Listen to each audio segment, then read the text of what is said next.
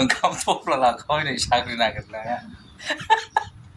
आंसो इन्टारभिउ होनांदों गावहासो देलायना मोखांसो हेल' guys welcome two माय निउ ब्लग दहाय दा नै उन्दुनाया थिग मोजां जायाखिसैलै दिनै थाब सिखारनाय जादों मिथिबायना क'क्राझाराव थांनांगौ दिनैहाय ओमफ्राय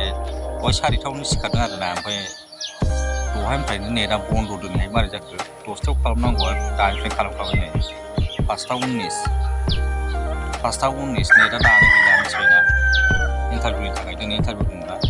दिनैथ' इन्टारनेटबो जेबो गैखाया ओमफ्राय दिनै फुरा सानसे ब्लगिं जासिगोन मिथिबायना नोंथांमोना भिडिअखौ जुदि मोजां मोनोबा लाइक ओमफ्राय चेनेलखौ साबसक्राइब खालामबानो जाबाय मिथिबायना जाहाथे आंबो एसे मटिभेसन बिदिबा नोंसोर भिडिअखौ नायलांबाय थादो मिथिबाय ओंखाम थफ्ला लांखाबाय नै साख्रि नागिरनाया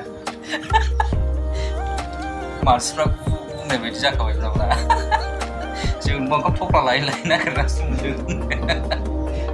ओंखाम थफ्ला लाखाबाय नै मोनमारसिगोन बायदि मोनखाबाय आङो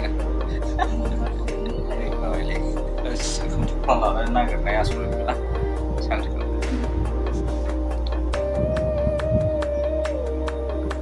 आंसो इन्टारभिउ होनांदों गावहासो देलायना मोखांसो ओंखारबाय रेडि जाबाय नै थांनो स्कुलथिं थांसै क'क्राझार रेडि लानो हेलमेट होनना जोबखाबाय सासे थांफानो नागिरबावबायसो खारफाबोबावबाय सानसे थांनानै फैगासिनो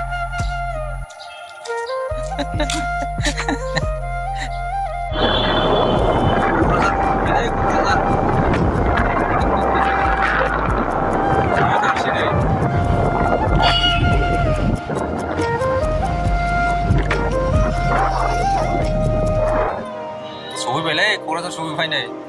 साल बागान सहैबाय